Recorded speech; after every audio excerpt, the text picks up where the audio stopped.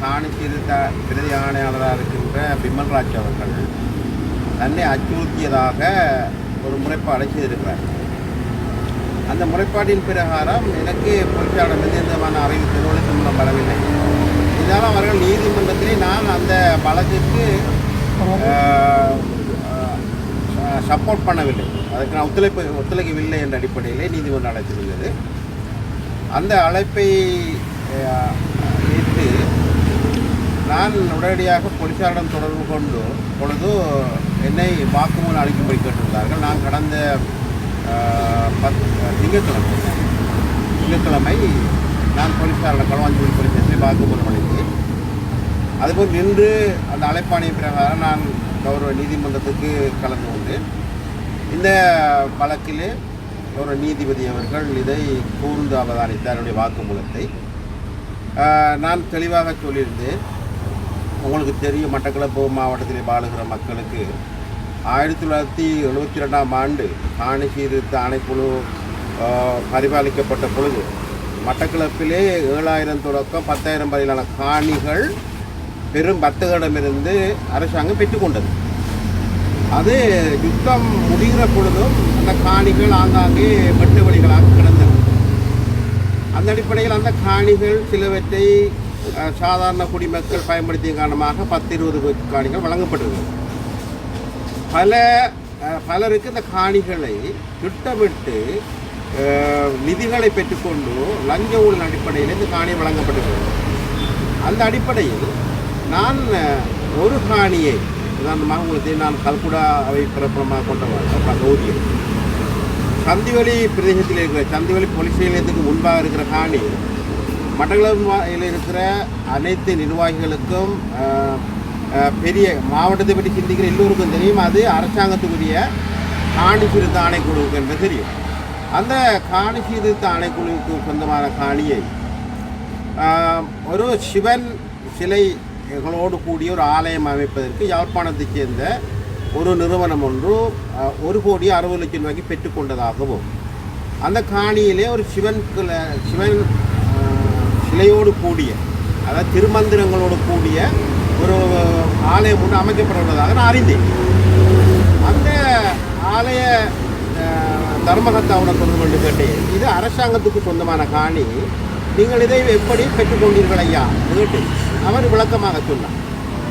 அப்படி நான் சொன்னேன், ஐயா அந்த காணி எல்லாத்துக்குரிய காணி, அதை இப்படி இலவா ஆலயங்கள் பெற்றுக்கொள்ள முடியாது, ஏதோ ஒரு முறைகேடு நடந்திருக்கிறது. இந்த நீங்கள் பெற்றுக்கொண்ட வர்த்தகர் மடங்களில் வசித்து வருகிறார், அந்த வர்த்தகரிடம் அந்த காணியை நீங்கள் ஆசை செலுத்தி மீள பெற்றுக்கொள்ளுங்கள். உங்களுக்கு வேறு அதாவது முறைப்படியான அரசு காணிகளோ அல்லது தனியார் காணிகளோ வாங்குவதற்கு நான் ஒத்துழைப்பு செய்கிறேன். ஏன்னா உங்களை நல்ல நோக்கம் பிழையாய் வரக்கூடாது என்ற அடிப்படையில் நான் சொன்னேன். அதுக்கு பின்னர் அவர் என்னோட பேசினால் அது சம்பந்தமானவர்கள் உரையாடி அவர்கள் இப்பொழுது எங்களுடைய கொக்கோட்டிச்சோலை தாண்டோம்புரீஸ்வரர் ஆலயத்துக்கு முன்னால் அந்த இடத்தை அமைத்திருக்கிறார்கள். அந்த 10 இடம் அந்த காசை 1,60,00,000 பெற்றுக்கொண்டார்கள். அந்த வர்த்தகரை நான் அழைத்து பேசிய பொழுது அந்த வர்த்தகர் எனக்கு சொன்னார், நான் திரு பிமல்ராஜ் அவர்களுடைய தம்பியாரிடம் ஒரு 12 ஏக்கர் காணிக்கான கொடுக்கல் வாங்கல் ஈடுபட்டிருக்கிறேன். அவர் இப்பொழுது கிழக்கு கழகத்தினுடைய காவலாளியாக கடமையாற்றுகிறார். அவரிடம் 5 கோடி ரூபாய் கொடுத்திருக்கிறேன், காணியெல்லாம் பெற்ற பின்னர் மீதி காணியை வழங்குவேன் என்று சொன்னார். அப்பொழுது நான் இதை கையாள முடியாது. உங்களுக்கு தெரியும், பிமல்ராஜ் என்பவர் அவருக்கு வழங்கப்பட்ட அதிகாரங்களை வைத்து அவர் போலீசாரிடம் முறையிடுவதும் பெரும் கோடீஸ்வரன் அடிப்படையிலே நீதிமன்றங்களுக்கு செல்வதுமாக இருக்கிறார். அந்த அடிப்படையில் நான் இதை ஜனாதிபதி அவர்களுக்கும் அமைச்சர் அவர்களுக்கும் எழுதிவிட்டு அந்த ஆவணங்களை லஞ்ச ஊழல் ஆணைக்குழுடன் கொண்டு கையெழுத்தேன். அது இடம்பெறவில்லை. ஆகையால் நான் போலீசாரிடம் முறைப்பாடு செய்தது என்னவென்றால், நான் அவரோடு மாவட்டத்தினுடைய அபிவிருத்தி தலைவர் அடிப்படையில் மக்களுடைய ஆணையை பெற்று சட்டபூர்வமாக இந்த மாவட்டத்தை நிர்வகித்த அடிப்படையில் மக்கள் மத்தியிலிருந்து வருகிற விடயங்களையும் தீர்வுகளையும் பெற்றுக் கொடுக்க வேண்டிய அடிப்படையில் நான் செயலாற்றிருக்கிறேன். எந்த அடிப்படையிலையும் எல்லா மட்டக்களப்பு மாவட்டத்தில் எல்லா அரசுக்கான யாருக்கு பகிர்ந்தளிக்கப்படுகிற விவரம் இதுவரைக்கும் மாவட்ட அரசாங்க அதிபருக்கு கூட தரப்படவில்லை. அந்த அடிப்படையில் இதை தராதன் காரணமாக நாங்கள் கேள்வி எழுப்பினோம். அதை வைத்து கொண்டுதான் அவர் எப்படி செய்கிறார். அதிலும் அவருடைய சிறப்பம்சம் என்னவென்றால், உங்களுக்கு தெரியும், அவர் புதுக்குடியிருப்பு பகுதியைச் சேர்ந்தவர். கிராங்குளத்தை பதிக்கின்றவர். கிராங்குளத்தில் இருக்கிற பெரியவர்கள் பழையவர்கள் தெரியும் அவருடைய குடும்ப முறை வாழ்க்கை என்பது, அவருடைய இன்றைய வாழ்க்கை என்ன என்பது தெரியும்.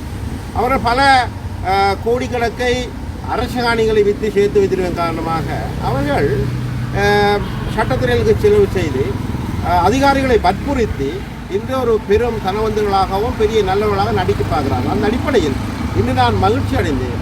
நீதிபதி அவர்கள் கூர்ந்து அவதானித்து 2019 ஆண்டுக்கு யுத்தத்தின் பின்னர் எல்லாரசால் வழங்கப்பட்ட காணி சம்பந்தமான விடயங்களையும் நான் அளித்த வாக்குமூலத்தை சரியாக ஆராயும்படியும், அது மாத்திரமல்ல இப்பொழுது புதிய அரசாங்கத்தினூடாக லஞ்ச ஊழல் சம்பந்தமாக தீவிரமாக விசாரிக்கப்படுவதன் காரணமாகவும் லஞ்ச ஊழல் ஆணைக்குழுவுக்கும் இதை கவனம் செலுத்தி விசாரிக்கும்படி ஒரு உத்தரவை வழங்கினார். நான் மகிழ்ச்சி அடைந்தேன்.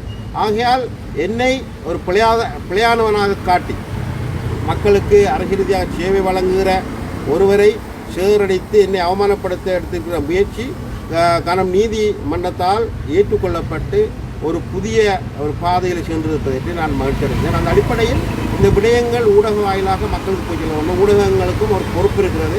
இங்கே இருக்கிற அரசு சொத்துக்கள் அரசு காணிகளை பாதுகாப்பது, அரசாங்கத்தையும் நிர்வாகத்தையும் பிழையான வழியிலே நடத்தி அதிகமான மோசடி சிதறுகளை இப்பொழுது வந்திருக்கிற கிளீன் ஸ்ரீலங்காவிலே சுத்தப்படுத்துகிற பொறுப்பும் ஊடகங்களுக்கு இருக்கிற அடிப்படை ஊடகங்களுக்கு இதை மக்கள் மத்தியில் கொண்டு சேர்ப்பது உங்களுடைய பொறுப்பு நம்புகிறேன்.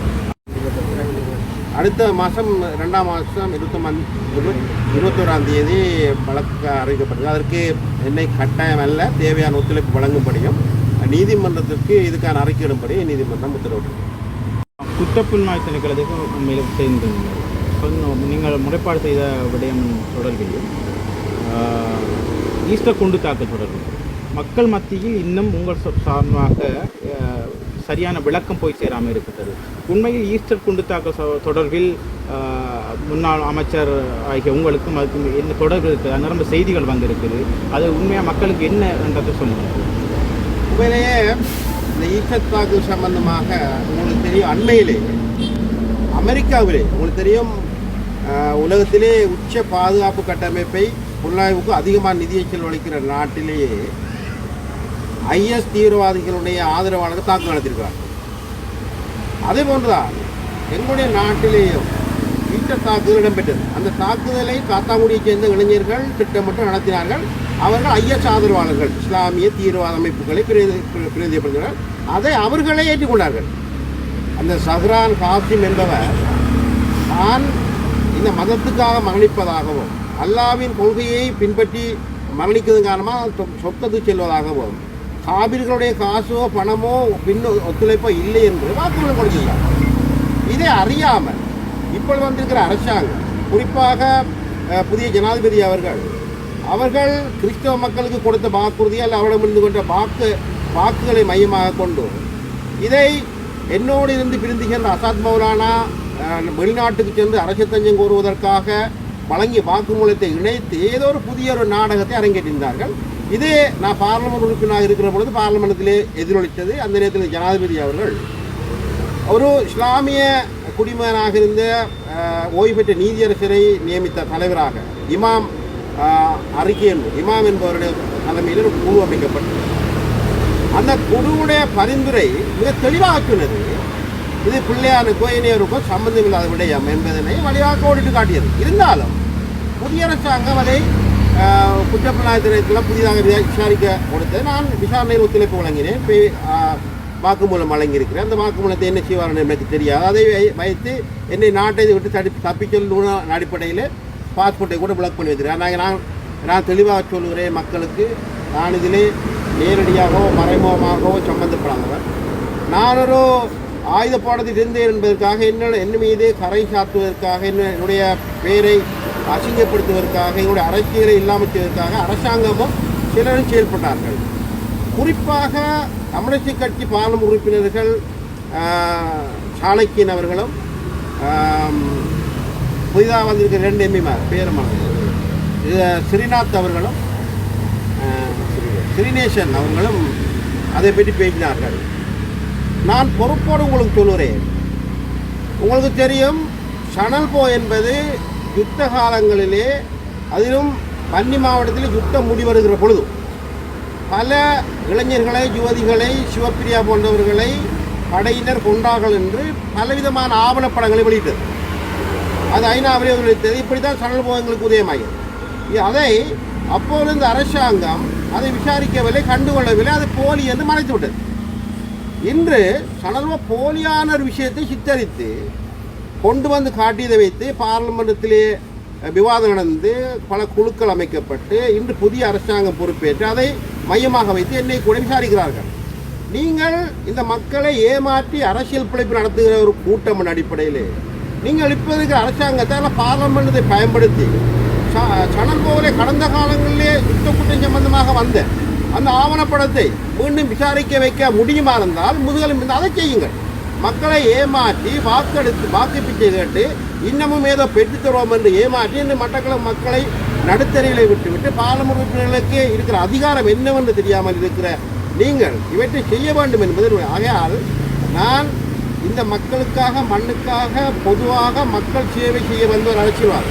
என்னால் முடிந்தவரை இந்த மக்கள் செய்து காட்டியது என்னை விமர்சிப்பதை விட்டுவிட்டு அறிவுபூர்வமாக, ஆக்கபூர்வமாக இந்த மக்களுக்கு சரியான வழிகளை காட்ட வேண்டும் என்பது என்ன எதிர்பார்ப்பாகையால் ஈஸ்டர் குண்டு தாக்குதல் சம்பந்தமாக விசாரிப்பது போல தமிழ் தேசியத்தை பற்றி பேசுகிற நீங்கள் உள்ளத்திலே அளிக்கப்பட்ட மக்களுக்கு யுத்த குற்றம் சம்பந்தமாக சொல்லப்பட்ட விஷயங்களுக்கு நீங்கள் விசாரணையை இந்த புதிய ஜனாதிபதியிடம் எதிர்பாருங்கள், கேளுங்கள், அதை விசாரிக்க வேண்டும் என்று உங்களை அன்பாக கேட்டுக்கொள்ளும்.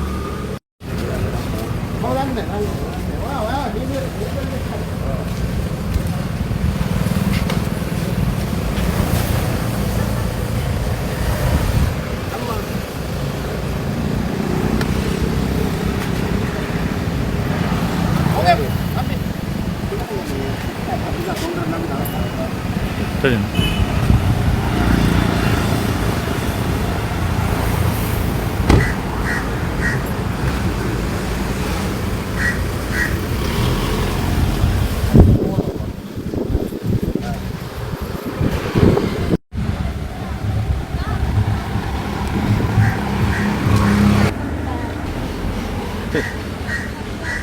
உங்களுக்கு தெரியும், முன்னைய காலத்திலே அரசாங்கத்திலே ஒரு முக்கியமான பதவியிலே மட்டக்களப்பு மாவட்ட அபிவிருத்தி குழு தலைவராக இருந்து கொண்டு இவரால் எனக்கு தொடர்ச்சியாக இவருக்கு இருக்கின்ற சிறப்புரிமையை பாவித்து பாராளுமன்றத்திற்குள்ளும் இவருக்கு இருக்கின்ற அரசியல் செல்வாக்கை பாவித்து பாராளுமன்றத்திற்கு வெளியிலும் தொடர்ச்சியாக அச்சுறுத்தல் விடப்பட்டது.